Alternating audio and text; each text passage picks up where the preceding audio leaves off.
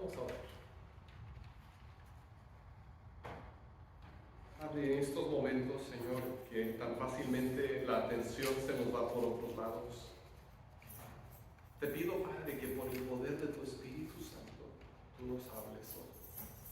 Que podamos escuchar y recibir el mensaje que tú tienes para nosotros. En el nombre de Cristo Jesús. Amén.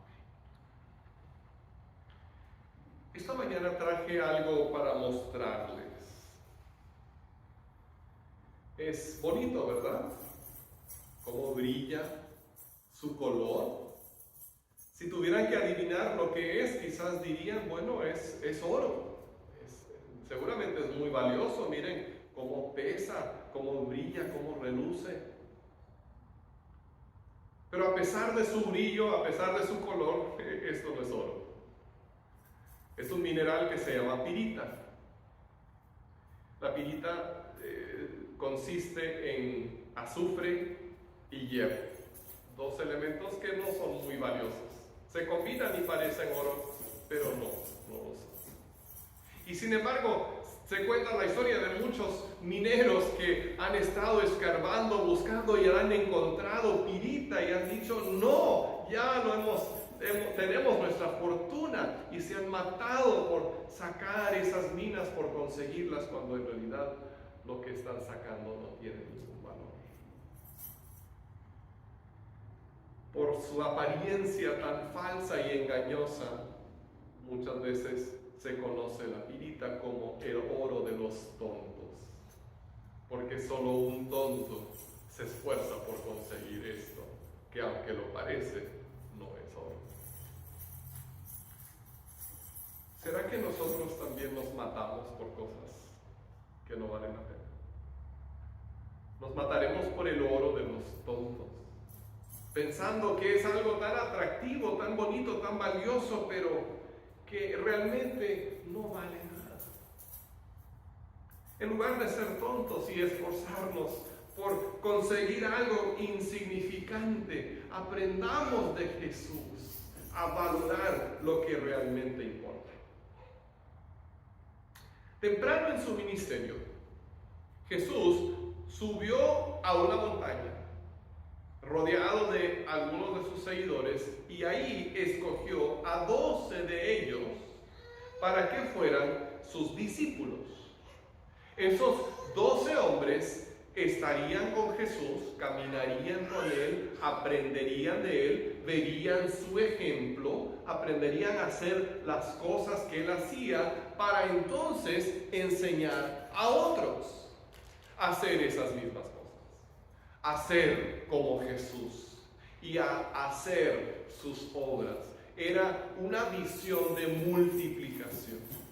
Entonces Jesús reúne a estos discípulos, los escoge para que estén con Él.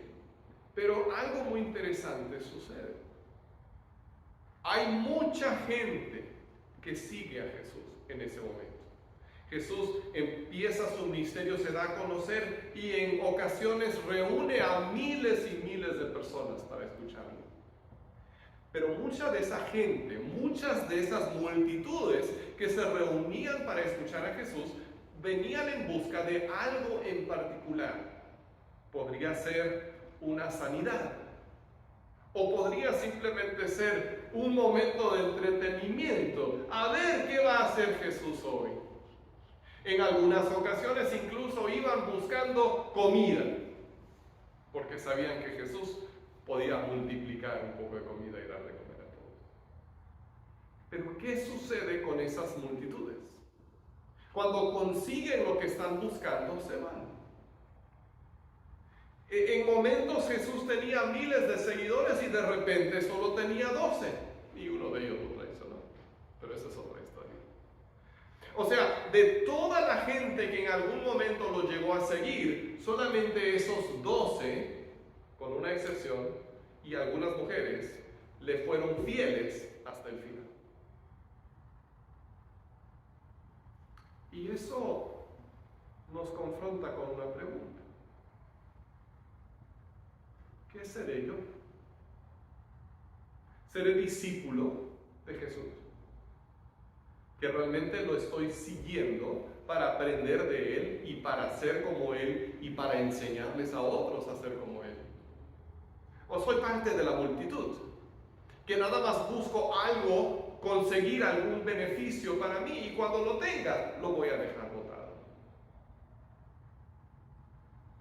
El único verdadero tesoro viene de ser discípulo de Jesús y no simplemente parte de la multitud. Porque solamente con ser discípulo de Jesús eres parte de su reino.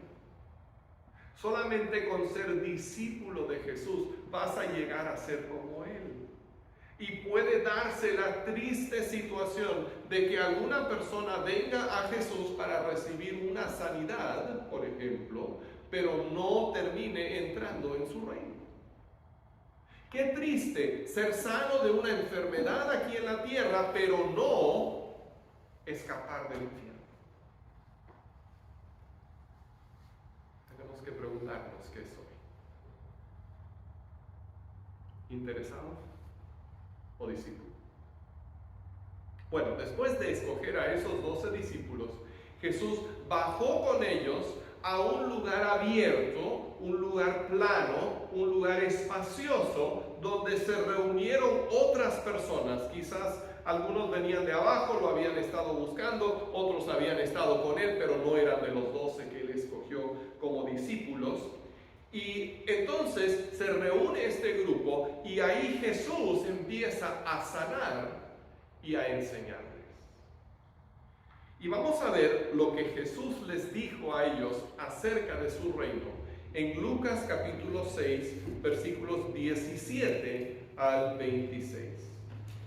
Lucas 6, 17 al 26. Y nos dice así la palabra de Dios. Luego bajó con ellos y se detuvo en un llano. Había allí una gran multitud de sus discípulos y mucha gente de toda Judea, de Jerusalén y de la costa de Tiro y Sidón, que habían llegado para oírlo y para que los sanara de sus enfermedades. Los que eran atormentados por espíritus malignos quedaban liberados. Así que toda la gente procuraba tocarlo, porque de él salía poder que sanaba a todos. Él entonces dirigió la mirada a sus discípulos y dijo: dichosos ustedes los pobres, porque el reino de Dios les pertenece. Dichosos ustedes que ahora pasan hambre, porque serán saciados. Dichosos ustedes que ahora lloran, porque luego habrán de reír. Dichosos ustedes cuando los odien, cuando los discriminen, los insulten y los desprestigien por causa del Hijo del Hombre. Alégrense en aquel día y salten de gozo, pues miren que les espera una gran recompensa en el cielo. Dense cuenta de que los antepasados de esta gente trataron así a los profetas. Pero ay de ustedes los ricos, porque ya han recibido su consuelo. Ay de ustedes los que ahora están saciados, porque sabrán lo que es pasar hambre. Ay de ustedes los que ahora ríen, porque sabrán lo que es derramar lágrimas. Ay de ustedes cuando todos los elogien. Dense cuenta de que los antepasados de esta gente trataron así a los falsos profetas. Ahora, antes de entrar más a fondo en estos versículos, quiero comentarte algo acerca de la Biblia. En la Biblia tiene 66 libros, 39 en el Antiguo Testamento y 27 en el Nuevo Testamento. Y los primeros 4 libros del Nuevo Testamento son los 4 evangelios: Mateo, Marcos, Lucas y Juan. Y esos 4 evangelios cuentan la historia de la vida de Jesús. Son casi como biografías. Nos cuentan cómo Jesús nació, cómo creció, vivió, murió, resucitó. Cuentan la misma historia, pero cada evangelista lo cuenta a su propia manera, ¿no? Dios inspiró estas 4 versiones de la vida de Jesús para que pudiéramos tener un cuadro más completo de su vida. Es como si tomara esta piedra que les estuve mostrando y se la puedo enseñar así, esa es una perspectiva, o la podemos ver así, es otra perspectiva, o la podemos ver así, es otra perspectiva, o así, es otra perspectiva. Es la misma piedra, pero vemos un poquito diferente desde cada perspectiva, y con varias perspectivas la vemos mejor. Y así es con la vida de Jesús. Cada uno de los escritores de los evangelios saca algún detalle diferente, aunque nos esté contando la misma historia o el mismo evento en la vida de Jesús. Y cabe mencionar que no todos los evangelistas nos cuentan todos los mismos eventos, muchos se repiten, pero cada uno tiene alguna cosa u otra que nos cuenta que los otros no nos cuentan. Pero aunque nos estén contando la misma historia, la cuentan de una manera un poquito diferente, le sacan alguna conclusión un poco distinta. Y entonces al ver todo eso tenemos un cuadro mucho más completo de quién es Jesús y qué es lo que Él quiere hacer para nosotros. Ahora, en la mayoría de esos casos, cuando los evangelistas están contando una historia y es la misma historia, se complementan. No hay contradicciones, sino hay complementos. Pero en este caso del pasaje que estamos estudiando esta mañana, la relación en particular entre Mateo y Lucas no es completamente clara. Porque en Mateo, ahora recuerden, acabamos de leer de Lucas, ¿okay? En Mateo capítulos 5, 6 y 7, Mateo nos relata algo que se conoce como el Sermón del Monte. Nos dice que Jesús subió a una montaña y dio ciertas enseñanzas. Y son 3 capítulos, es más largo de lo que Lucas nos recuenta. Pero lo que acabamos de leer es la primera parte de lo que en Lucas se conoce como el sermón en la llanura. Y Lucas lo describe como si se diera en un lugar plano. Y eso, por lo tanto, nos hace preguntarnos, ok, estos 2 mensajes, el sermón del monte en Mateo 5, 6 y 7, y el sermón en la llanura de Lucas 6 y 7, se parecen mucho, pero al mismo tiempo hay algunas diferencias, y Mateo nos dice que fue en la montaña y Lucas nos dice que fue en la planicie. Entonces, ¿qué será la respuesta? Y en realidad hay 2 posibilidades. En primer lugar, es posible que Mateo y Lucas se estén refiriendo al mismo sermón. Porque cuando Lucas nos dice que Jesús lo predicó en una llanura, podría estar describiendo un lugar plano, pero entre las montañas. O sea, ustedes saben, si se han subido por las montañas, que uno no es puro subir, sino que hay lugares planos también que uno encuentra por ahí. Entonces puede ser que Mateo nos describa el lugar general, que fue entre las montañas, y que Lucas nos describa el lugar particular, que fue en un lugar plano, pero entre las montañas. Y entonces Mateo y Lucas están describiendo el mismo sermón, nos están dando un resumen del mismo sermón, pero cada uno nos da diferentes aspectos. La otra posibilidad es que Jesús podría haber dicho cosas parecidas en diferentes ocasiones. Yo les puedo decir por experiencia como predicador, que cuando me invitan a predicar a otra iglesia, aunque casi siempre preparo un mensaje nuevo, pero todavía digo cosas que he dicho antes, ¿no? O uso algún ejemplo que he usado en algún otro lugar, o es el mismo pasaje, o X cosa. Entonces puede ser que Jesús dio 2 sermones diferentes acerca del reino de Dios en diferentes lugares, simplemente repitió algunas de las mismas ideas, pero no todas. Y lo que describen Mateo y Lucas son cosas diferentes. Ahora, en realidad, nosotros en esta mañana no tenemos que decidir si fue el uno o si fue el otro. Porque es suficiente con saber que Dios ha inspirado para nosotros estas palabras en Lucas, este resumen. Pero les he contado todo esto para que vean cómo el proceso que Dios usó para que su palabra nos llegara y cómo usó varios escritores y se complementan, en realidad es algo maravilloso. A veces nos da flojera conocer cómo se escribió la Biblia y solo queremos que alguien nos dé un versículo bonito y ya. Pero la realidad es que cuando vemos cómo Dios ha inspirado su palabra, eso nos debe causar más alegría, más gozo al saber que Dios tanto se ha interesado para que nosotros podamos conocer su verdad, conocer a Jesús. Bueno, ¿qué nos enseña entonces aquí Jesús acerca de la vida en su reino? ¿Qué tenemos que hacer si queremos ser sus discípulos?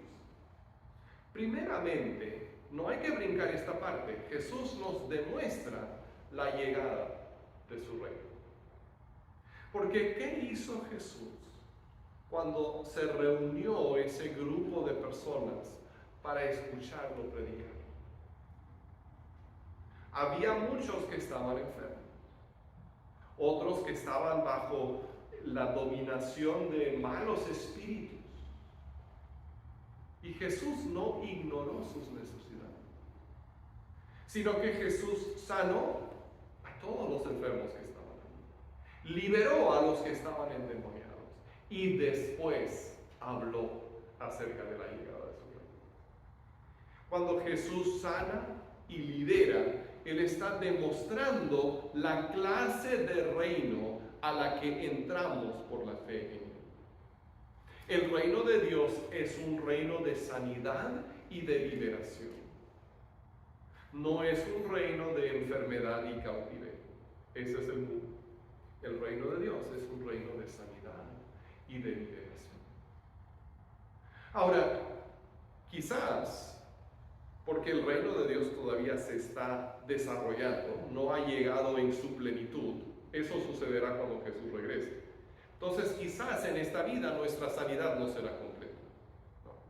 Si fuera así, entonces nadie jamás tendría que morirse siendo cristiano, porque cada vez que se enfermara se sanaría y seguiríamos viviendo para siempre. Y es obvio que ese no es el plan de Dios. Entonces habrá veces, estoy hablando de ahora, de esta era en la que vivimos, habrá veces en las que nos enfermaremos y le pediremos sanidad a Dios y nos la dará. Y habrá otras veces que se la pediremos y Él nos dirá, todavía no. Vas a tener tu sanidad cuando mi reino llegue en plenitud. Pero ahorita te toca pasar por esto. Pero no hay que ignorar que podemos experimentar sanidad y debemos pedírsela a Dios. Simplemente no debemos sorprendernos cuando a veces no la recibimos. Y podemos caminar en la libertad del reino de Dios. Podemos ser libres de ataduras, podemos ser libres de ansiedad, podemos ser libres de desesperación, porque tenemos un futuro, porque tenemos una esperanza, porque tenemos un Dios que nos ama. Y así es la vida en su reino. Es una vida de sanidad que en este tiempo, en esta era, es parcial, será completa cuando Jesús regrese, y es un reino de liberación. ¿A quién no le gustaría pertenecer a ese reino? El diablo nos tiene tan engañados con la idea de que en el mundo la vida es mejor. Pero el reino de Dios es el reino de alegría, de paz, el reino de bienestar, de salud, de liberación. La vida en el mundo es una vida de tristeza, de decepción, de ataduras, porque eso es lo que hace el pecado. Bueno, entonces Jesús nos demuestra cómo es la vida en su reino y luego nos habla de las condiciones del reino. Ahora, para entender esto, tenemos que observar el pasaje con cuidado, porque quiero que te des cuenta de quiénes son los que Jesús les dirige estas palabras. ¿A quiénes les dirige Jesús estas palabras?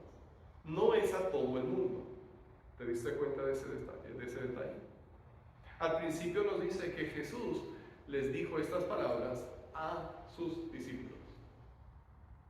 Entonces todo lo que hemos leído va dirigido directamente, no a todo el mundo, sino a los discípulos de Jesús. Entonces cuando Jesús dice, dichosos los pobres, por ejemplo, dichosos ustedes que ahora pasan hambre, dichosos ustedes que ahora lloran, dichosos ustedes cuando los odien. Él está hablando a sus discípulos. No es una declaración general para todo el mundo. Si no entendemos eso, entonces podemos caer en una confusión en la que han caído algunos.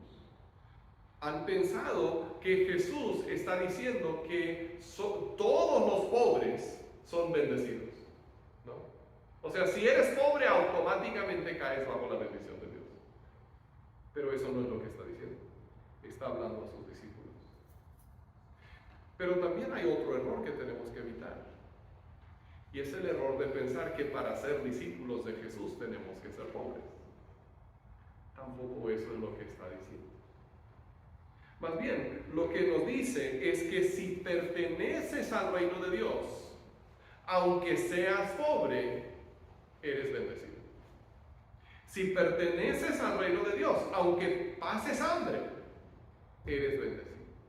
Si perteneces al reino de Dios, aunque te toque llorar, eres bendecido. Si perteneces al reino de Dios, aunque la gente te discrimine y te difame, eres bendecido. La bendición de ser parte del reino de Dios hace que valga la pena cualquier sufrimiento y cualquier discriminación.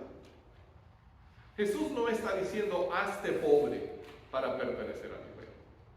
Lo que está diciendo es que es más importante pertenecer al reino que tener posesión. Es más importante pertenecer al reino que tener muchas cosas. Es más importante pertenecer al reino que ser el halago de todos. Muchas veces cuando seguimos a Cristo, nos va mejor. Tantas personas han conocido el Evangelio, han conocido a Cristo y entonces han dejado de tomar, se han puesto a trabajar y su familia está mejor. En lugar de dejar todo el cheque ahí en la cantina, se lo llevan a la casa y los hijos estudian y las cosas son mejores. O sea, no hay que ignorar que muchas veces cuando sigues a Cristo te va mejor y hay mucha bendición.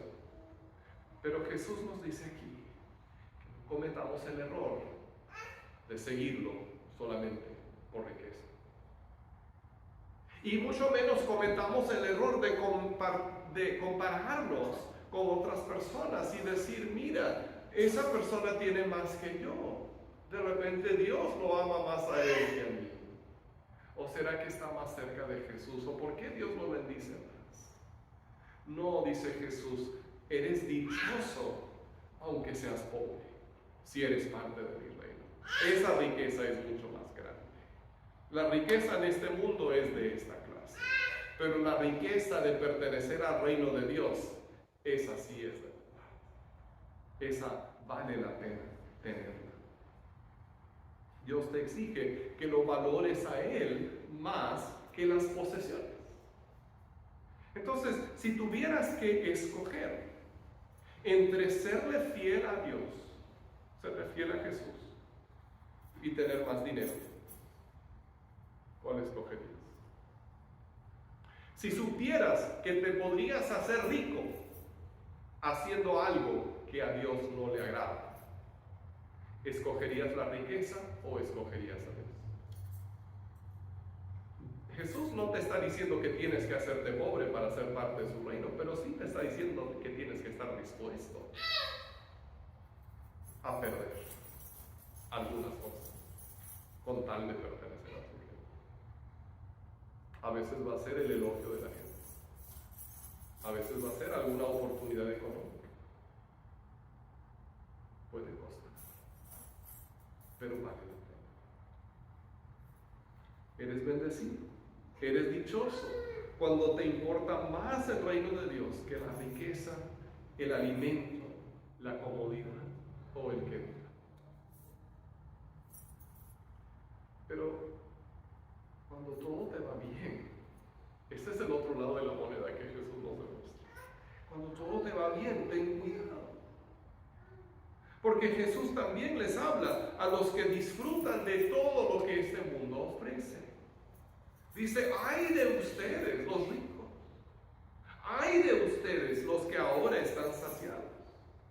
Ay de ustedes, los que ahora ríen. Ay de ustedes cuando todos los elogien.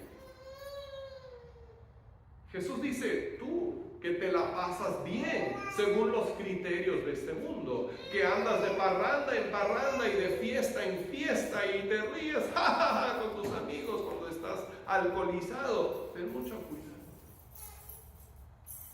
Porque la única alegría que vas a tener es esa. Pero después te va a tocar pagar. Cuando todo lo que tienes es este mundo, las posesiones de este mundo, y la diversión de este mundo, y las amistades de este mundo, y los valores de este mundo, cuando eso es todo lo que tienes, disfrútalo, porque eso es todo lo que tendrás. Cuando tu vida llegue a su fin, entonces vas a saber lo que es sufrir y llorar y quedar en vergüenza y lamentarte. Si tú piensas gozar de la vida sin tomar en cuenta a Dios, si solo te importa vivir para este mundo sin importar a quién lastimas o a quién le tienes que atropellar para tener las cosas, entonces toda tu alegría la tendrás en esta vida. Y muy pronto, más pronto de lo que pienses, te tocará sentir lo que no has probado en esta vida: tristeza, dolor, escasez y vergüenza. Entonces en esta mañana Jesús nos llama a escoger. ¿Qué vamos a escoger? Vamos a escoger el verdadero tesoro del reino de Dios. Vamos a poner nuestra confianza en Jesús y seguirle a Él. O vamos a dejarnos llevar por el brillo del oro falso, el oro de los tontos que no vale la pena. Jesús te invita hoy a entregarte completamente a su voluntad, a entregarle tu vida. Si tiene problemas, si es una vida imperfecta, eso no le asusta. Si es una vida que necesita cambiar, Él es más que capaz de hacerlo.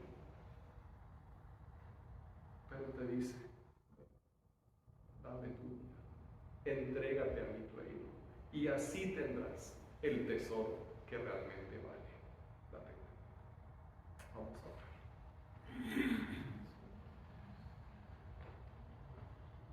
Señor Jesús, gracias por lo que tú nos enseñas en tu palabra.